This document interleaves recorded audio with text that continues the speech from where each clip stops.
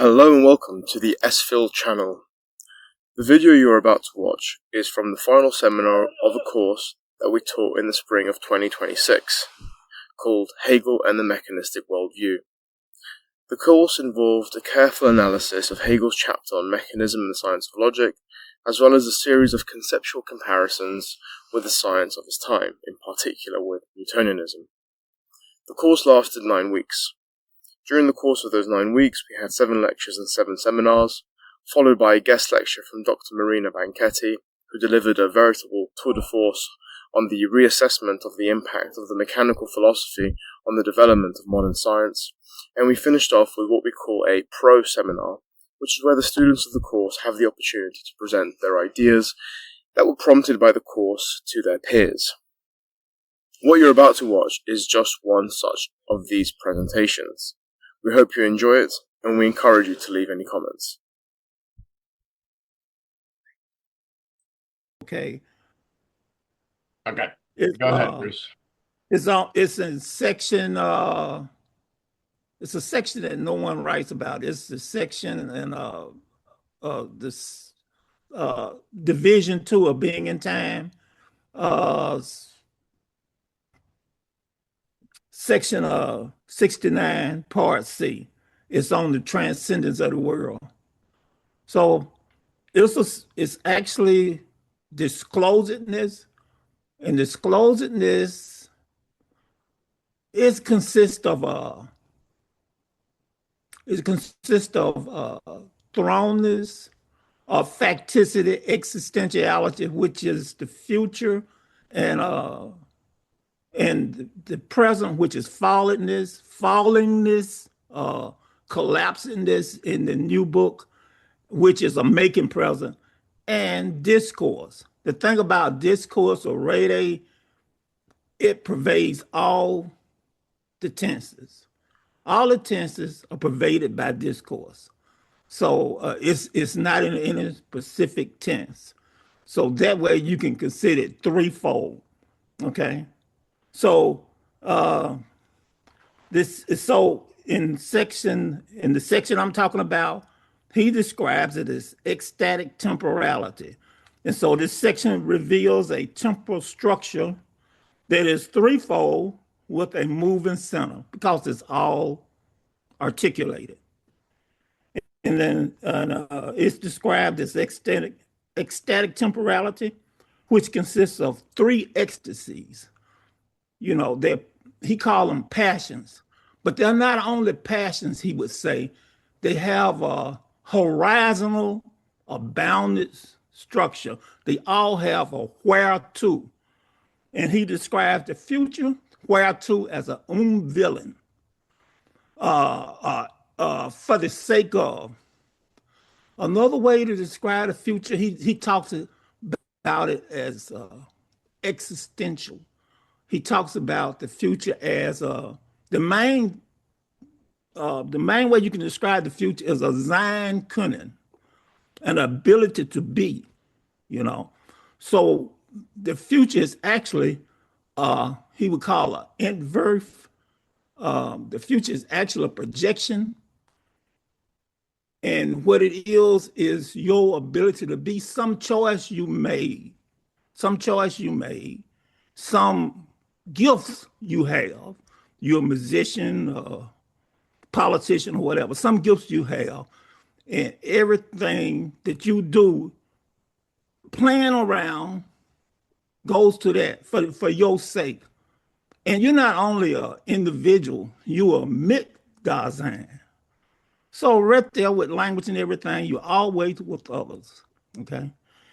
Then he described the past, and the past is really difficult to understand. It's a Geworfenheit, a thrownness, that which in the face of. And so he always described it as a having been. So if you think about a having been as a perfect tense, he describes in a lot of ways. He always ends with talking about the perfect tense, having been. And I know they use the perfect tense in conversations in German.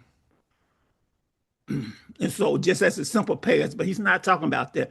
He's talking about a perfect tense that's something completed in the past and have relevance to now and the future. It have relevance. If you um, if you educated as a doctor, that's something maybe you got a degree in and is relevant to something complete and have relevance to right now. You treating the patient and to your future. You always moving and updating it, you know. And then he talked about the present as a zu, or in order to. So a present is more like what you're doing right now. You could grasp and hold of some tool. He talks about a workshop. Now, when he's talking about this, disclosing this, it's never, if you say Dasein is a human being, already, to me, you lost.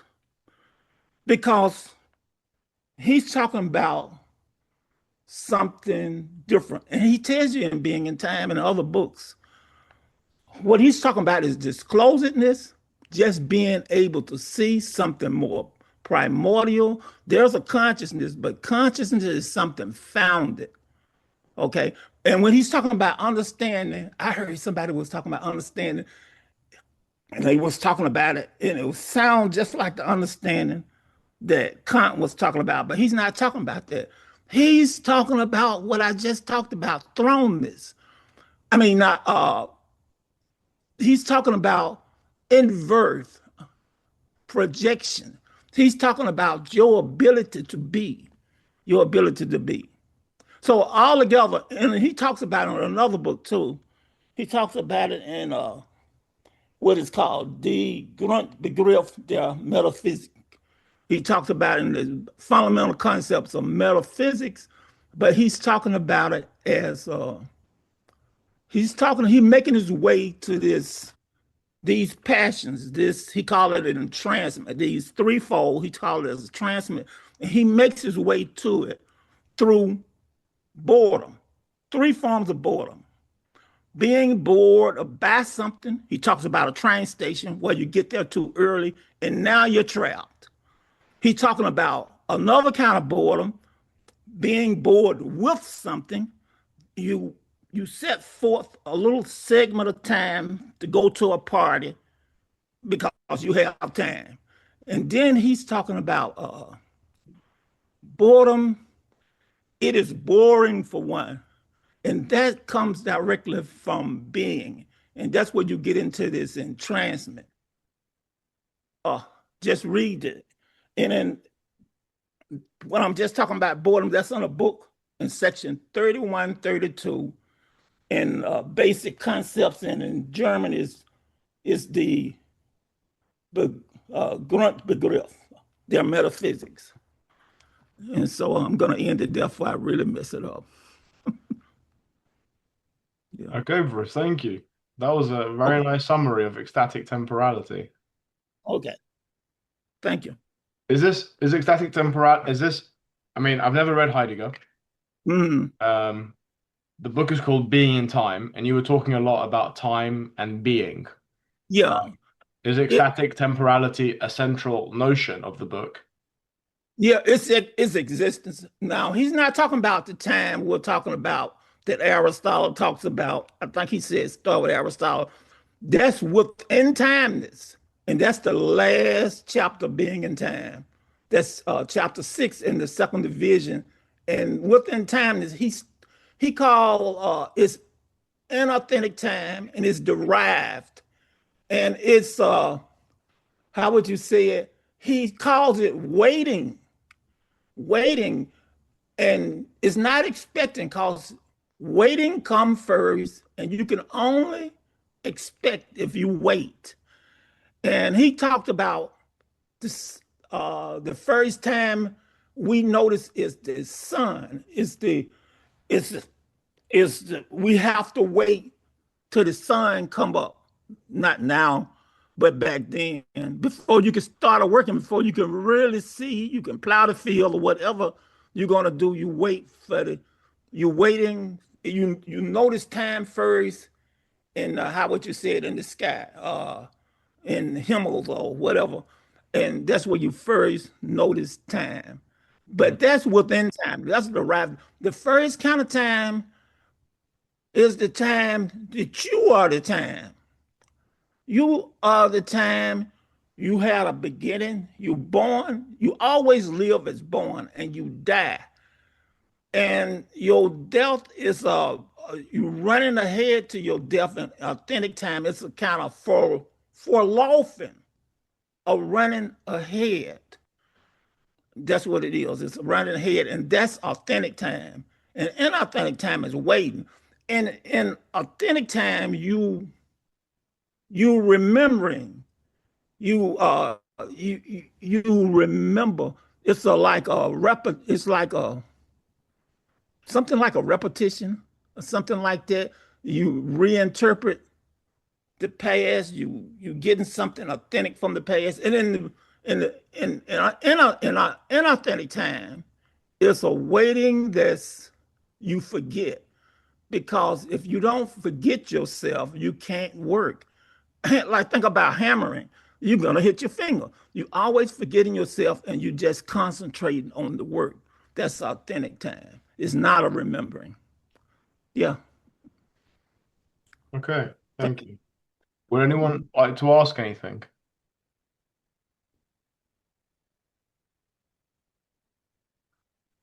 I guess I would ask Bruce, what what would be one or two takeaways that you had from the course that brought you to think of how that interrelates with being in time?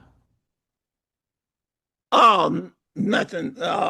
It's only because I wasn't gonna say anything.